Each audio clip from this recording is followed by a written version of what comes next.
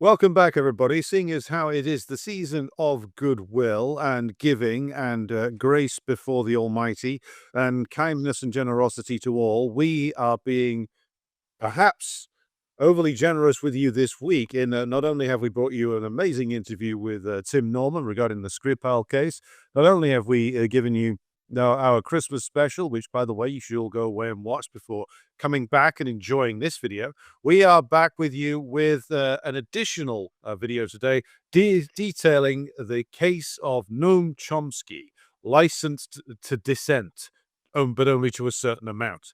And this is, of course, a reference to a certain Mr. Chomsky who has been in the news of late with regards to his apparently rather close friendship with not just convicted pedophile, Mossad asset, arms dealer, general scumbag of the decade, Jeffrey Epstein, but also a certain Mr. Stephen Bannon, of whom more later, a certain Woody Allen, a certain Ehud Barak, and various others that were photographed at parties over at Jeffrey's place.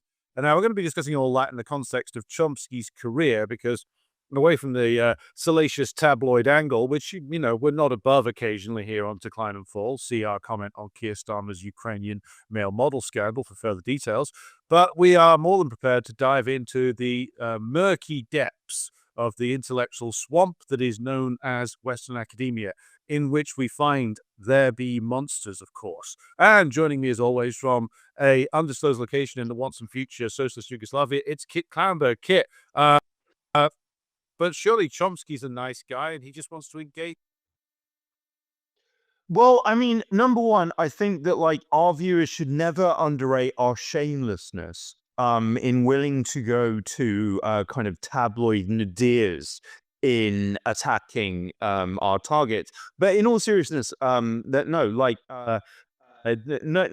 Chomsky, he's been ripe for a decline and falling for a very long time. We've had a lot of people write in saying, when are you going to go after this bastard?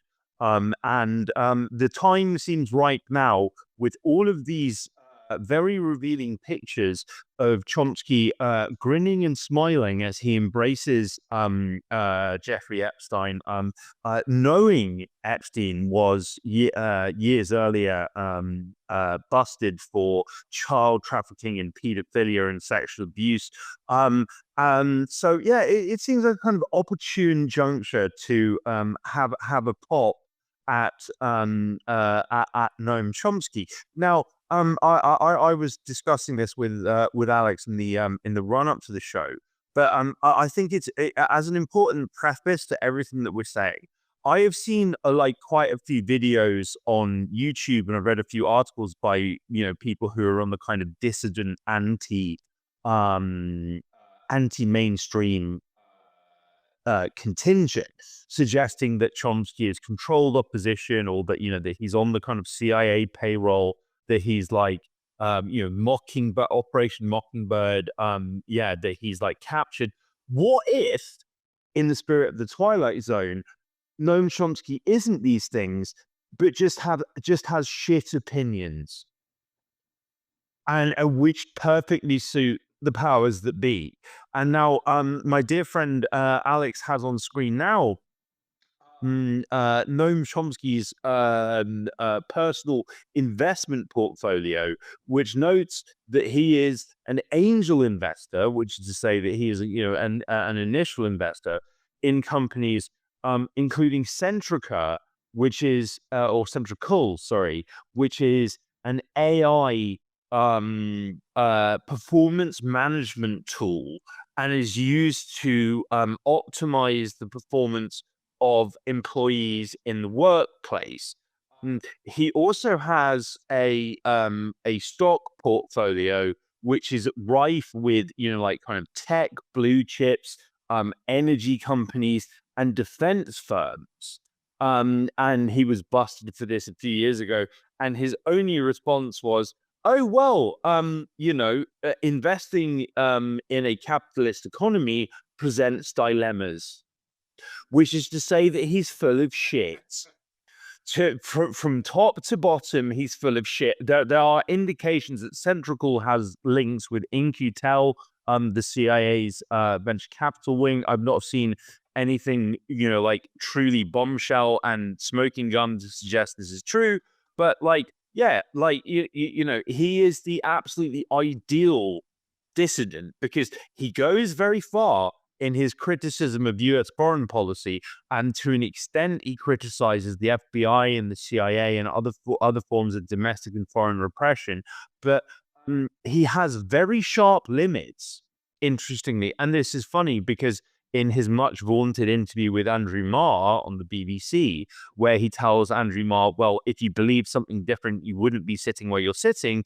If Chomsky believed something different, he wouldn't be sitting where he's sitting and have all of this mainstream acclaim and platform to speak of.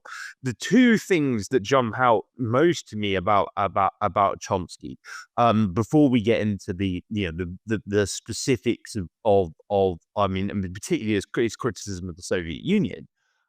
Number one, he is very dismissive of quote unquote 9/11 conspiracy theories, the idea that that anything other than the official narrative, which is the narrative is based on torture, which the Senate has concluded it was completely fraudulent. So yeah, he's like an anti 9/11 conspiracy theorist. He's also very, very, very anti any notion that John F. Kennedy was killed as a result of a wider conspiracy that anyone other than Lee Harvey Oswald with a rifle that couldn't shoot took out the president. And one of the key arguments he makes is there was no change in US foreign policy after JFK died. Which is a complete lie, and is an easily demonstrable one. There are two excellent books. One is called Betting on the Africans. The other is called JFK Ordeal in Africa. And it demonstrates that JFK was actually seeking in Africa the vanquishment of Western European European imperial powers. He wanted African states to be sovereign, to be free to make their own relationships internationally, etc. He was a big detractor of de Gaulle's ECOWAS program, which we've discussed. Now, the photo on screen now that Alex is showing is JFK's spontaneous reaction to the CIA's murder of Patrice Lumumba, who was this nationalist, communist-leading elected president of Congo, right? You can see he's fucking distraught. Can you imagine any other US president responding this way to the same news? Well, no, I mean, I can imagine various US presidents feeling that bad when Margaret Thatcher died, but that's not quite the same thing. I think the point about I mean, I can talk a little bit about like Chomsky and those who follow him on this question, the Kennedy assassination question, and their mentality. It's based on an overly simplistic reading of the US state structure. Now, I recommend that viewers and listeners, you go back and watch our interview with Aaron Good about this, and also check out his book, the work of Peter Dale Scott, etc.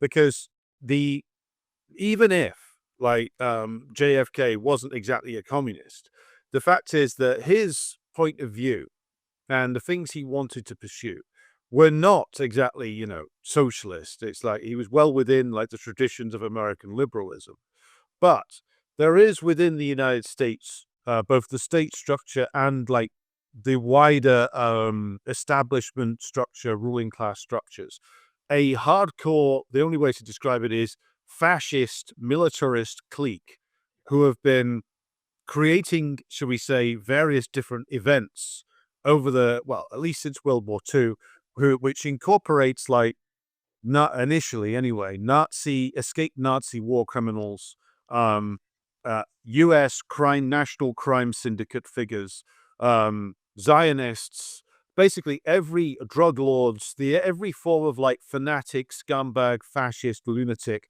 that you could possibly imagine. makes up this sort of network of, should we say, fascist militarist power inside the United States structure. Not everybody inside the state structure is aware of it. Some are part of it, some are not.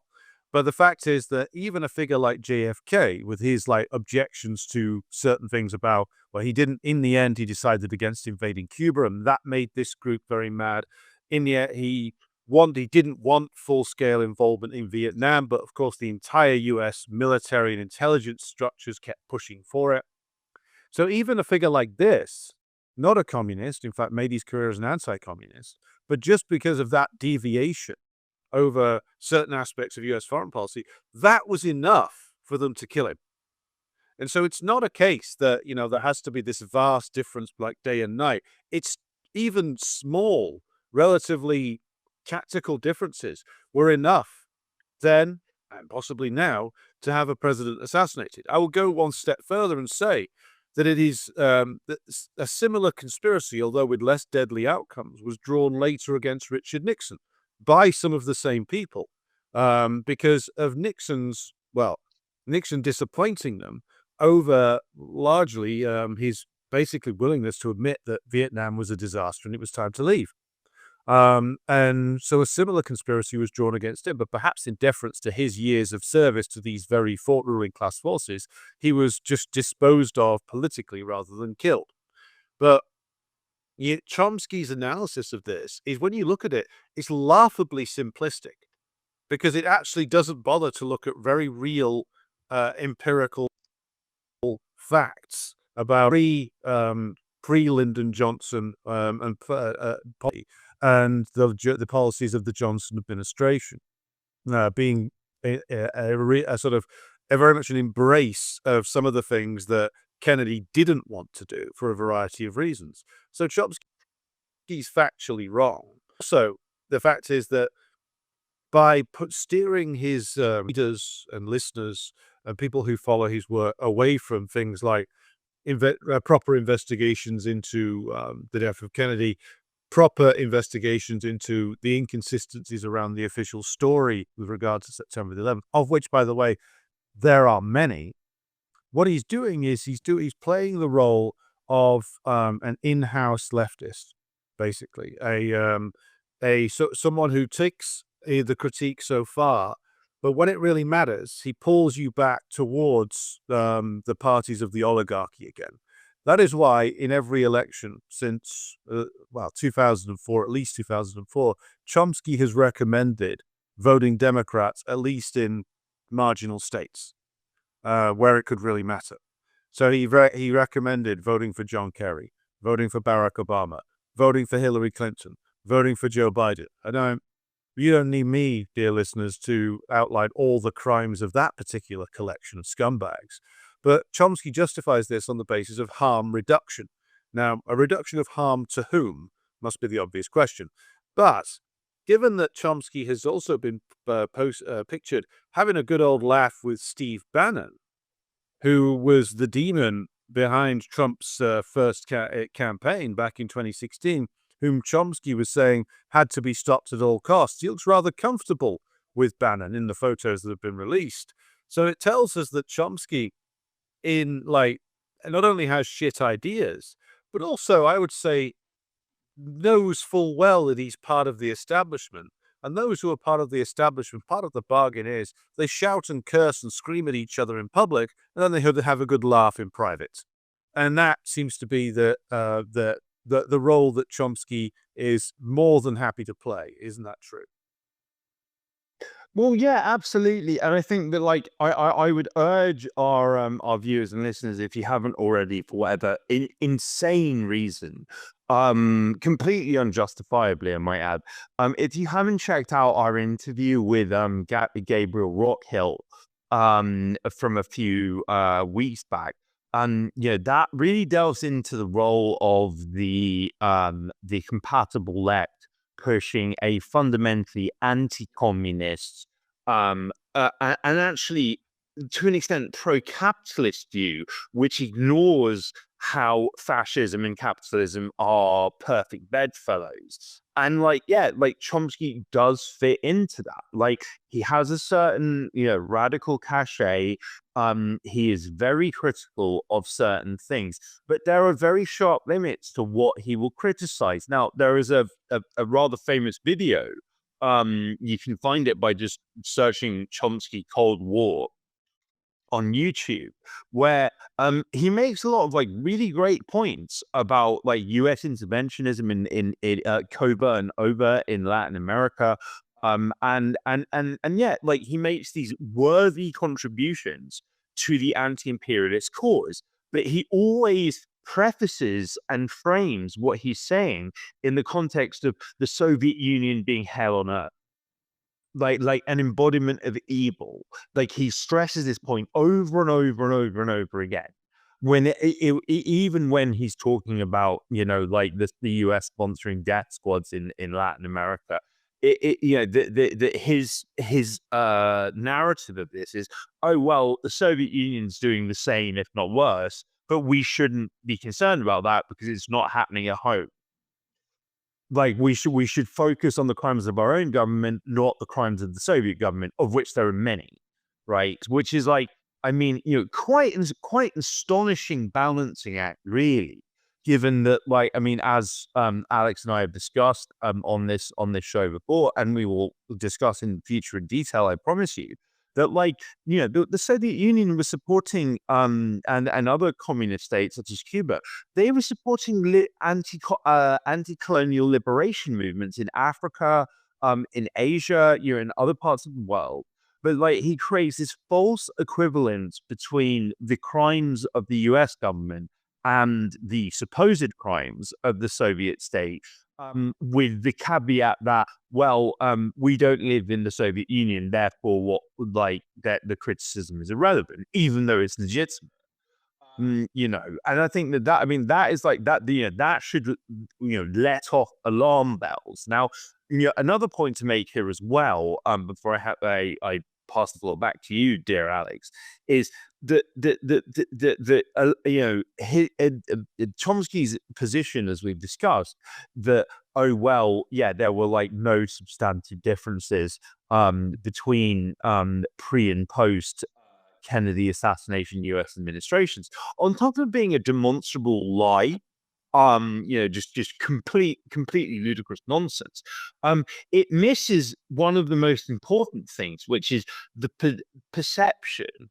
So, Kennedy was widely perceived, to the extent that the John Birch Society like printed up leaflets with his head in a crosshairs, saying that Kennedy was a communist fit columnist.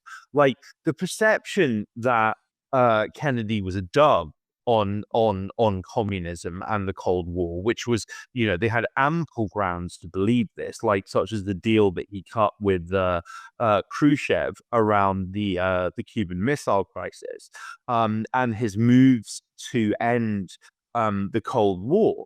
Like, even if JFK wasn't some rabid communist, and in fact actually was some rampant right winger, except with a degree of pragmatism around international affairs, that perception within the halls of Langley CIA and the Pentagon would be enough to warrant his killing.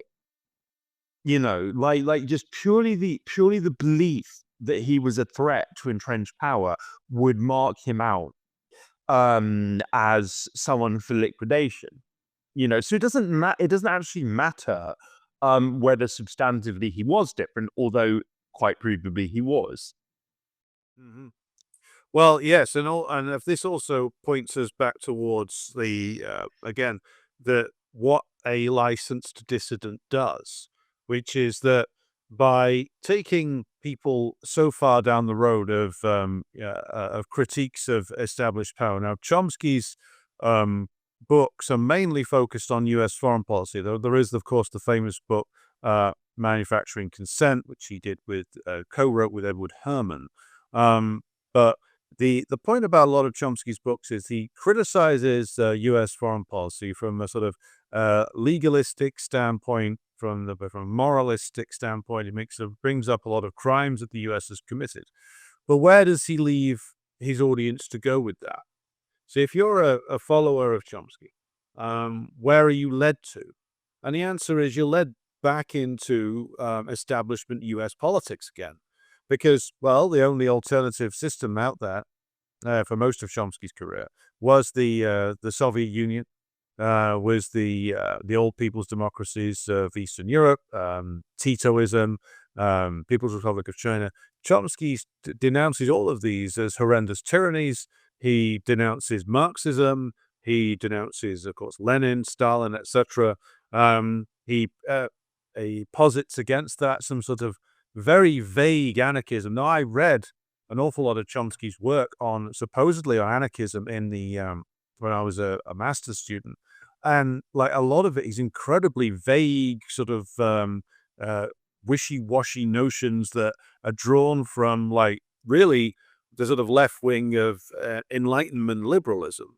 He's a sort of Thomas Paine for dummies, basically. And but in practical terms, if you followed Chomsky, you will just end up either a pessimist who is unable to believe that there is anything other than the establishment available, who offers endless critiques but no action. You are led back into the false binaries of the American imperial political system, which is Democrat or Republican, in which case, well, it's got to be Democrat, even though Chomsky's own work details all of the crimes the Democrats have committed since the days of LBJ. But you again, like he again and again leads people back towards them. So you're led towards cynicism and demotion. I would counterpose this to the career of, for instance, a Michael Parenti, who received zero establishment endorsement at all. Like Parenti wrote endless books about, and the most famous of them from in some of the circles I moved in was always Black Shirts and Reds.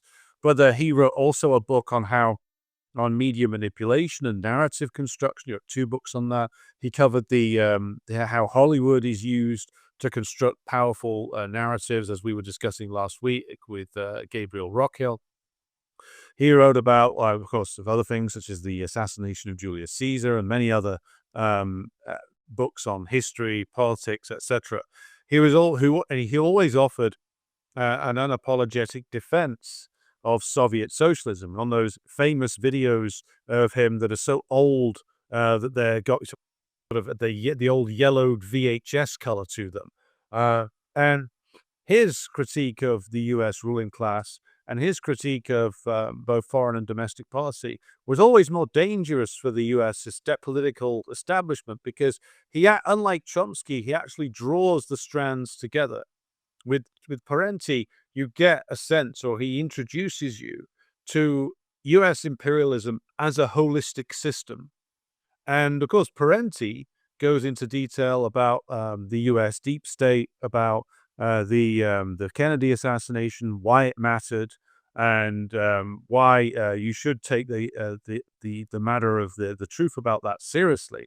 So it's interesting to compare the career of Chomsky and the career of Parenti, one of whom promoted incessantly by the establishment. And by the way, as we've said before, you don't need to be officially endorsed and told you're wonderful to be promoted. Promotion can mean just as much denunciations as it means endorsements. If you're being officially denounced all the time by those in power, by the most despicable reactionaries, that works as promotion for you. Now, as Kit intimated earlier, none of this has to be written down in a big conspiracy document. It's a matter of creating a sense of understanding and creating a false impression of the world that everybody in the system buys into because it's what advances you. As Chomsky says to Andrew Marr, to draw on what you were saying, Kit, like if you thought differently, you wouldn't be there. Well, if Chomsky thought differently, he wouldn't be there. Just as I think Parenti always, was always teaching in obscure colleges where he could get the work. Chomsky's been at MIT forever, a tenured professor with a hefty stock portfolio. And so again, why wouldn't such a man hang out with establishment criminals? And by the way, Chomsky says he liked engaging with Epstein. Epstein, according to people who knew him and met him, was like, other than the fact that he was completely ruthless, exploitative scumbag, had like distinctly middle brow views on everything. This guy wasn't a philosopher king or some sort of, demonic figure engaging in like cheerily satanic, intelligent monologues. No, he was just a boring, other than his despicable crimes, he's a pretty boring, standard establishment figure. So what on earth was Noam Chomsky engaging with there directly? Was it the intelligence networks that Epstein was running? Was it the dirty money? Or was it the underage girls? Or was it all three? You're muted, mate. Someone the other day said that we need to get merch printed up saying "you're muted, Kit, mate." So maybe that's we need to get that on the production line in time for Christmas, which is rapidly approaching. But yeah, it's just like you know, we at the Grey Zone, like we have reported on we posted a lot about references to Chomsky in Jeffrey Epstein's leaked emails, the photos of them, like, with Noam looking happier than he's ever looked, etc. And like people have been like really, really, really aggressive in pushing back against this. You have on screen now a story from 2006 talking about Epstein's predilection for young girls. This was no secret at the time that Noam and Jeffrey seemingly became attached at the hip. I don't think it seems very implausible to me that Chomsky's equation in his head was, well, yeah, he did rape a bunch of kids, but he's got something interesting to say about like theoretical physics. Like, I mean, it defies rational explanation or belief, and it's the same with Bill Gates, who, I mean, his wife divorced him because of his very close association with Chomsky. Maybe there's more to it that we don't know. But yeah, that like it is very bizarre, and also as well, it must be noted, and this is something that friends and comrades of mine in Central and Eastern Europe have flagged, is Epstein was in the loop, like, to an extent that was really quite extraordinary on world affairs. And I mean, maybe that was the reason that Chomsky was so interested in talking to Epstein, although I mean it doesn't sound particularly believable. Is amongst the released files, the classified Epstein emails and files, there is like an extraordinary discussion that Epstein has with a I believe it's a senior government official in the US, where he talks about how the coup in Slovakia is coming along nicely and we're about to get rid of Robert Fico in 2018. Like, so, I mean, you have on the one hand, Noam Chomsky, who's this, anti-state, crusading force of dissidents, being, attached at the hip and snapping smiling selfies with this very dubious billionaire convicted of sexual offenses, who has unclear ties to Mossad, among other intelligence agencies, and is also being kept on the loop in coups in Central Europe. Like, I mean, it's just like, it's such a bizarre meeting of people, unless there is an aspect of this relationship that we're missing, which means that it's not bizarre. Which way is that? Obviously, it's kind of standard. Sorry, go ahead. But I just also worth pointing out Chomsky's enthusiasm for the YPJ, the Kurdish movement in the north of Syria, which has been an instrumental factor in weakening the former Assad-led Syrian government. and allowing an American occupation of northern Syria, particularly the wheat-growing areas and oil-producing areas. Chomsky was absolutely ecstatic about this development. In fact, he was a big advocate for it. But worth bearing in mind that some of the people, in fact, quite a number of them, and again, I did an interview on my own program with Steve Sweeney about this a while back, that a number of the people who fought in that war for the Kurdish side ended up with Azov in Ukraine just a few years later. So these were either adventurers, mercenaries, intelligence assets of the Western powers, or all three. Now, the effect that the Kurdish alliance with the U.S. imperialism had was to, of course, systematically weaken the Syrian state to the point where eventually, this played a role in its ultimate collapse. And of course, the Kurds are still sticking with their alliance with U.S. imperialism to this day, despite the fact that they will inevitably be sold down the river.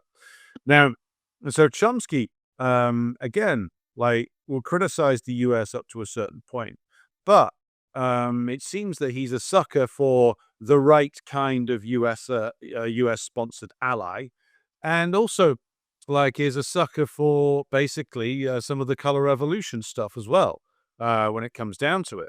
So again, what is the exact relationship between Chomsky and Epstein? This is a question that we don't have the answer to at the moment. And I imagine if we do discover that, then it will tell us a lot more about the true role of Mr. Noam Chomsky in the U.S. power structure, won't it? Yeah, exactly. And it's just like, I mean, I think as well that maybe it's because he's in the twilight of his years, but Noam Chomsky was not obviously and not directly, but he was clearly protected to be making the kind of criticisms that he made. And now the aforementioned Michael Parenti, who dwarfs Chomsky in every regard. I remember someone once said to me that in the 80s and 90s he was like a one-man gray zone, with what he was publishing and the meticulously referenced books and essays that he was publishing on the war on communism. That in the 90s, Parenti wrote a document called Left Anti-Communism, and he specifically and repeatedly singles out Chomsky as someone who gets an enormous amount of traction propounding what sound like radical ideas, but at the very base of it, he's always bashing the USSR. He's always bashing actual change. He needs to. It's almost like he needs to couch any call for radicalism within an anti-Soviet framework, as if this can just happen. I would urge our viewers and listeners to check this out, because it's you can find it. I don't think it was ever published independently, but it's well worth reading. Is that it was almost as if radicals within the Western mainstream had to prove their bona fides by bashing the Soviet Union, which Chomsky did with eagerness and vehemence. I think he once referred to it as an open-air prison that puts a lid on some forms of suffering, or something equally offensive and ridiculous like that. And he attacked the very basis of the very revolutionary basis of the Soviet Union, as if to claim that the communist leaders were obsessed with power, when they were siding with the powerless. That's quite a paradox, isn't it? That you're desperate for power, so you side with the poor and the unemployed and the homeless and the uneducated in order to gain power. But yeah, that as I say, I don't necessarily think that Chomsky is it remains to be proven that he is a paid up asset and directed fifth columnist wrecker. It might just be that he has a suitable mix of radical but also shit ideas that make him palatable to the to the mainstream. And it's also as well, you touched on the fact that he always said, like, vote Democrat. Again, this should ring alarm bells as well, because it's like, it's exactly as we talked about with Gabriel. Again, if you haven't checked out the episode, please do watch it. It's exactly how we discussed in our Q&A when a fan of ours specifically inquired, do you think this person, this person, this person is on payroll of the CIA or MI6? Well, if they're propounding a supposedly revolutionary message, but actually not saying anything remotely revolutionary, in fact, they're usually saying counter-revolutionary things, then the answer is almost certainly yes. Like, sorry, go ahead. Well, this is a recurring theme, as again Gabriel Rockhill's book points out, which is that in order to actually survive in the Cold War, the Western imperialist nations did need to have basically a bunch of in-house dissidents, and so again, like it is not necessarily the case that there is a hidden cabal deciding who gets promoted and who doesn't. But there is a culture that is created, and I've been in to a small amount. I spent a certain amount of time in Western academic circles, Western NGO circles. Like, if you have the wrong ideas, like, you are not promoted. More to the point, you don't find yourself in a job for too long. If you have the right ideas, you are promoted. There is people understand very quickly what is and what isn't regarded as acceptable in a particular organization. So if you're in government, you don't get very far if you're, saying that the British government is basically, I don't know, a cabal of vampiric pedophiles sucking the blood of the world dry. Just as an example, if you're in academia, you don't get very far unapologetically advocating for the reputation of Joseph Stalin, for instance. You do get very far by being various shades of anti-communist. And the point about this is that everybody who goes through these academic institutions, everybody who watches these people on the news, comes away with the point of view that, yes, there's things wrong with our system, but look at how bad everything else is, which is a very acceptable point of view to hold if you're in the academic circles of the West. You can go a long way with that point of view, as many have. And this is how we should truly understand Chomsky and his role, I think. Yeah, and I think there's another point to make here, which is quite. It's quite interesting because that Andrew Marr interview that we've touched upon repeatedly, where Chomsky says, well, the purpose of the media is to set very sharp limits on acceptable thought, and this far and no further. Chomsky's like, because of his prominence, is actually like a very useful punching bag. Like, in the same way that, like, say, Owen Jones, like during the Tory Lib Dem coalition, when they were aggressively pushing austerity economics, would be brought on to Newsnight as the token lunatic Marxist with insane ideas that sound nice but are completely unworkable. Like, Chomsky is a very, very reliable punching bag. Like, there is a whole industry dedicated to a mainstream industry dedicated to battering him and smearing what he's saying, which is in most cases not particularly radical at all. As completely insane far left nonsense. So Chomsky plays his own role within this propaganda matrix as someone who it's safe to attack, who it's easy to attack, who usually doesn't respond to criticism in any meaningful way. So yeah, he is in many ways, the ideal dissident, the guy who says, oh, well, I'm opposed to everything apart from actually this radical thing. Oh, well, I have all of these crazy ideas. Please come and get me, So these recent revelations, Jeffrey Epstein, it's quite extraordinary to me the amount of people who are falling over themselves to try and defend him and say, oh, well, yeah, they, him and Jeffrey, they probably just had a shared interest in science or mathematics or whatnot. no, it's quite clear that he was part of Epstein's network. And the photos of him, cheerily hugging Steve Bannon are a testament to this. I mean, we talk about compatible left. What could be more compatible than that? I mean, I wouldn't be seen dead in the same room as Steve Bannon, but Chomsky appears intensely relaxed about putting his arm around him and putting his thumbs up for a selfie. Mm. Well, also the role of Steve Bannon here is very interesting because, of course, Steve Bannon, before he was Steve Bannon, international man of fascism or whatever it is he's claiming to be these days, was a sort of Hollywood producer.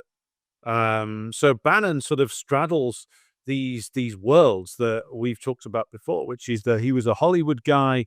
He was I think he was one of the producers on the Seinfeld series. Now, of course, you know who Jerry Seinfeld is, IDF enthusiast and a man whose politics could best be described as fascist. So Bannon's in with him. He's also in with Trump. He's also promoting these what I can only call like a collection of useful idiots, the so-called like European conservative radicals, etc., that Bannon's invested in. And Chomsky will tell you all day and all night about the horrors of the Republican Party, about the fact that you got to vote Democrat to keep these maniacs out of office. Well, maybe I'm, being naive here, but if I thought that somebody was like the harbinger of fascism, the Goebbels to Donald Trump's Cheeto Hitler, etc., then I wouldn't be so comfortable like sitting around and having a laugh with it, you know? Though, as I think it was Sean McCarthy on Twitter put it, and maybe it's that Noam Chomsky has his sole interactions for so long was sitting there awkwardly listening to Amy Goodman on Democracy Now promote gender ideology and try and pronounce Latinx. Maybe just hanging out with a drunk Irish racist was just a blessed relief. Who knows? Yeah, indeed, indeed. And it's like, and it's also, I mean, yeah, I mean, I think like, the overriding thing that we should get from this is that, like, Chomsky does go in, pretty hard on certain topics in a way that's attractive and accessible to the average person. But, like we covered in our media twats epic, which is far from finished, viewers and listeners, we've got many more installments to come, and we welcome your recommendations for who we should focus on. It's, with George Monbiot, it's like, come for the radical environmental politics, stay for the lockstep support for Western imperialism in Ukraine and in Syria and elsewhere. With Chomsky, it's like, yeah, like, come for the radicalism on, opposing the Vietnam War, which was, not controversial at a time when he was opposing it, and then stay for the absolutely brutal and completely dishonest and misleading criticism of the Soviet Union. This far and no further. And yeah, like, he fulfills that role very, very, very effectively, whether consciously or not. To the point that it's like an irrelevant question whether he's on payroll or not, because that is what he is doing very clearly. Yeah. And therefore, one can only conclude that not only does there need to be more Media Twats episodes, and by the way, send your Media Twat nominations into us at the usual communication channels, but also perhaps an academic twat series needs to be spun off from this as well. There are many examples, including certain people who have written ludicrous things about the Soviet Union, about the Ukraine war, etc. Maybe that's a future episode as well. But I think that is this good place to bring our discussion to a close for today. If you agree with us, or even better, if you vehemently disagree with us, want to offer a defense of the good professor and his apparently close relationship with Jeffrey Epstein and Steve Bannon and Woody Allen, of course, then do leave us a comment down below. Maybe you want to send us an angry tirade. We welcome your angry tirades. In fact, if you send us angry tirades, we may well read them out on future episodes, good listeners, so be sure to do that. But until next time, it only leaves it for me to say thank you for tuning in. Be sure to like and share and subscribe to us on all relevant platforms. I've been Alex in an undisclosed location in Scotland, and I'm Kit Clarenberg in the once and future Yugoslavia, and I will lead you. I will leave you with a fantastic joke from the rather forgotten BBC radio and TV series "Goodness Gracious Me," where Woody Allen is asked, "How's the wife and daughter?" To which he responds, "She's fine." But on that bombshell, thanks so much for joining us. It's been an absolute joy as ever. As Alex said, like, share, subscribe. If you're in that festive giving spirit, do drop us a coffee, do drop us a donation or a subscription via Substack. Always gratefully received. The support will never be forgotten, and it means that we can keep bringing you in-depth analysis of twats, of which our appetite is undimmed, and of which there are so many we couldn't even begin to list them all. So thank you so much. God bless you. Take care.